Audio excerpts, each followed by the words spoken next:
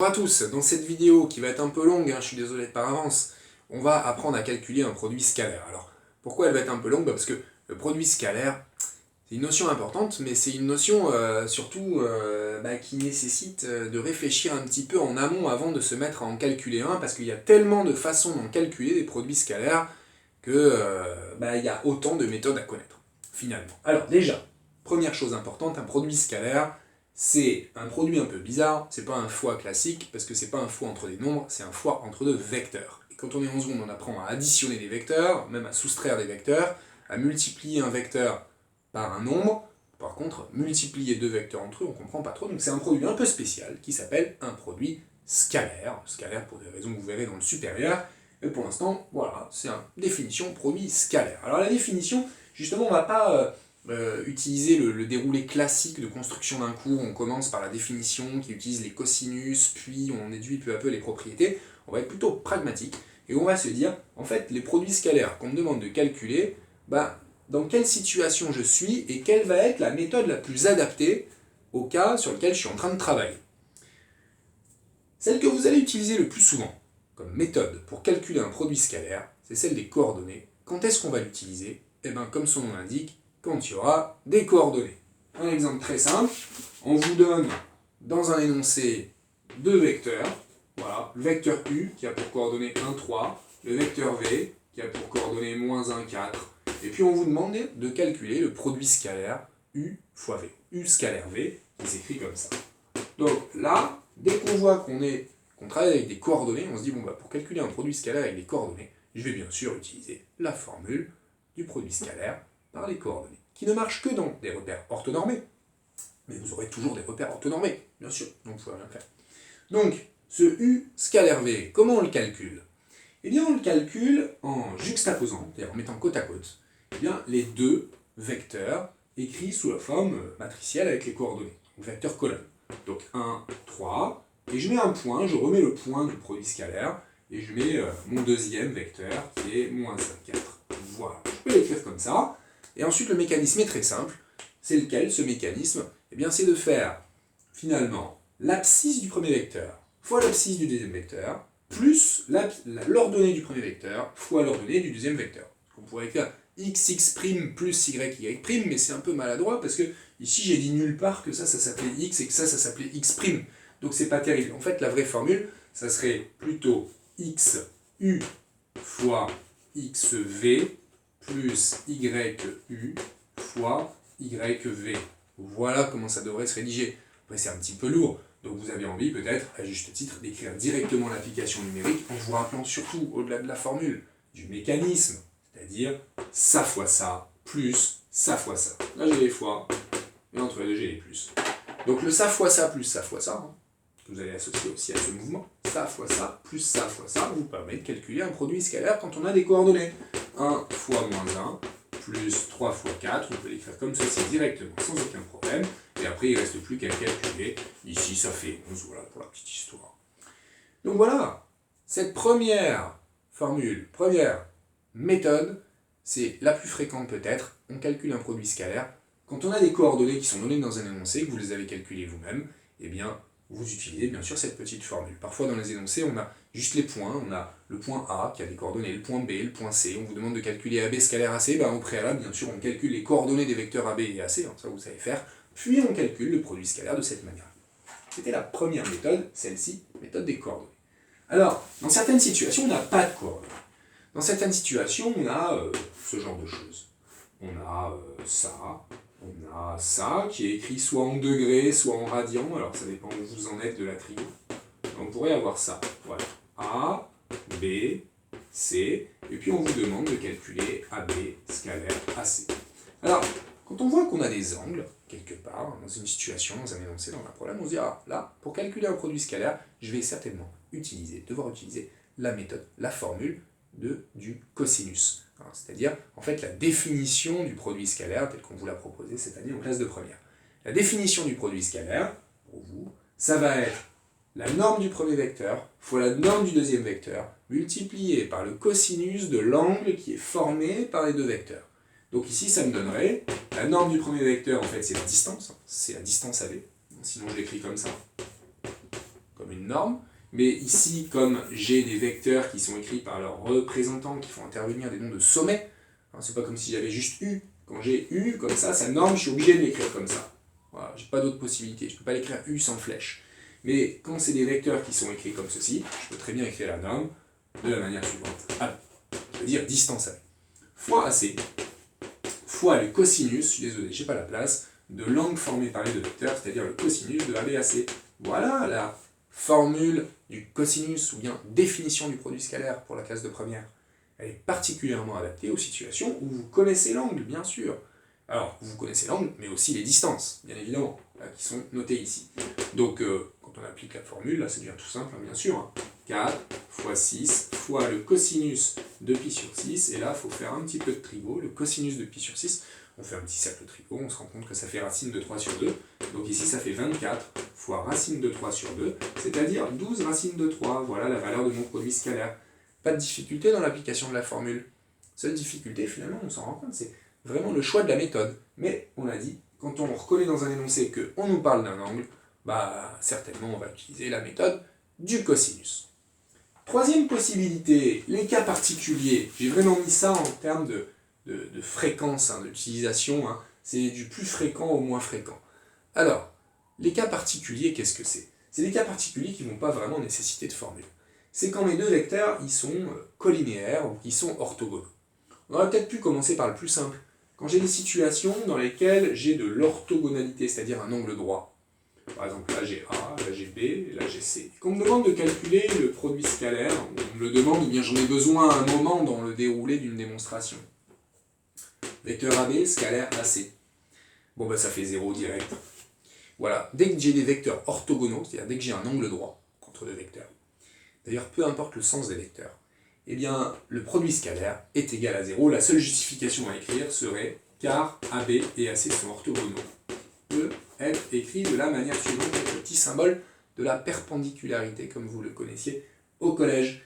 Hein, ici, AB, scalaire AC, ça vaut 0. Et d'ailleurs, hein, comme je vous l'ai dit, même AB scalaire CA, ça ferait aussi 0, d'accord, dès lors que, peu importe leur sens, dès lors qu'il y a un angle droit qui est formé entre les droites qui sont dirigées par des vecteurs, peu importe le sens des vecteurs, eh bien le produit scalaire sera égal à 0. Donc en situation d'orthogonalité, il n'y a vraiment aucune difficulté, il faut les repérer direct, ça fera 0. Deuxième cas particulier, le cas de la collinéarité. Qu'est-ce qui se passe quand j'ai des vecteurs collinéaires? Je vous donne un exemple de point aligné. Ici j'ai A, ici j'ai B, ici j'ai C, là je sais que j'ai 3, là je sais qu'entre B et C, je vais avoir 6, par exemple. Et on me demande de calculer AB, scalaire, AC.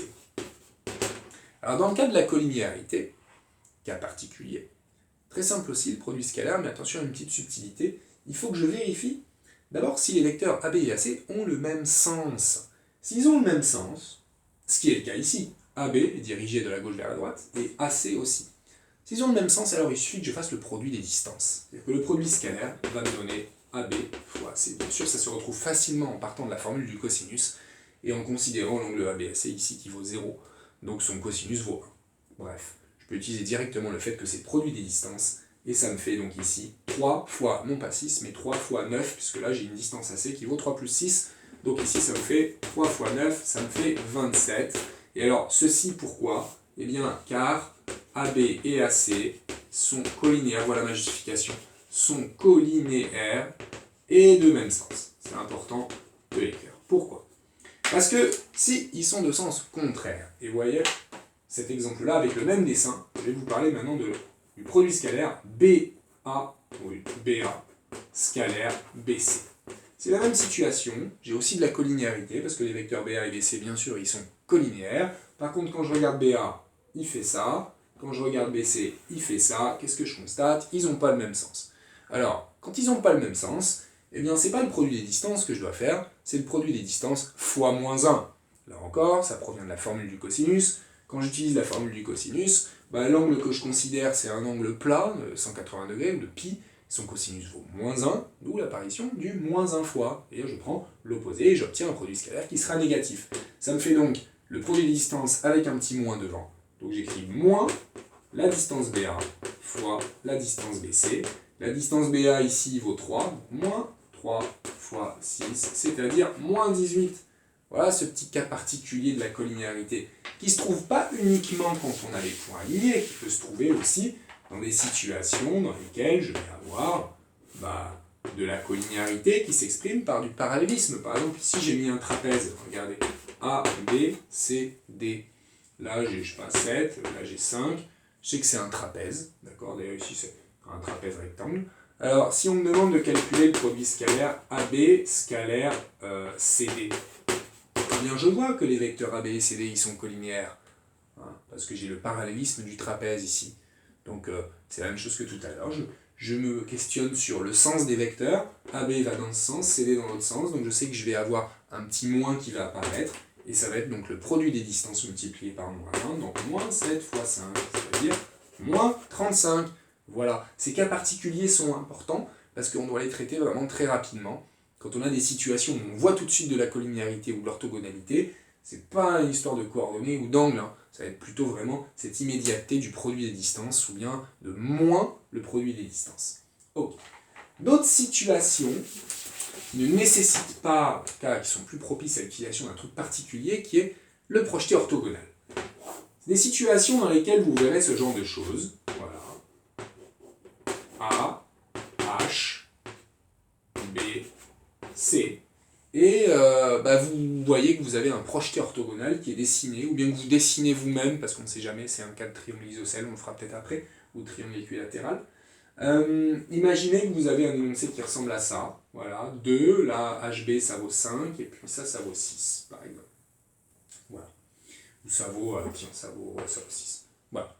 Alors, là, on se pose la question, est-ce que j'ai des coordonnées? Non. Est-ce que j'ai des angles? Non, je ne vois pas d'angle dans mon énoncé, à part si, il y a un angle droit ici, mais pour le calcul de AB scalaire AC, hein, l'angle bien sûr qui m'intéresse, c'est l'angle ABAC, hein, c'est-à-dire celui-ci, je ne le connais pas. Est-ce que j'ai des cas particuliers de collinéarité? Non. De l'orthogonalité, oui, j'en ai, mais attention, j'en ai pas entre AB et AC. Hein. AB et AC ne sont pas orthogonaux, il n'y a pas d'angle droit ici, hein, l'angle droit est là. Donc bon, j'ai rien de spécial. Par contre, je vois que j'ai ce qu'on appelle un projeté orthogonal, c'est-à-dire ce point C, en fait, je l'ai projeté sur la droite AB et ça m'a donné le point H. Ok. Alors, ça aussi, c'est une petite formule toute simple qui provient de la formule du cosinus, hein, voilà, et d'autres choses hein, d'ailleurs. Mais qu'est-ce que je vais pouvoir faire ici? Je vais pouvoir utiliser le fait que si je veux travailler sur le produit scalaire AB scalaire AC, eh bien je peux très bien projeter au préalable le point C sur la droite AB, et je vois que ça me donne le point H, et ensuite écrire que ça va être, là encore, le produit des distances. Alors attention, le produit des distances en utilisant le projeté orthogonal, AB fois H, et il faut que je fasse attention à où apparaît mon projeté orthogonal. Est-ce qu'il est du même côté que B par rapport à A, ou est-ce qu'il est de l'autre côté? On va faire un cas tout de suite similaire mais dans l'autre sens. Ici, si j'ai A, B et C, mais que le projeté du point C, il est de l'autre côté de A, voilà.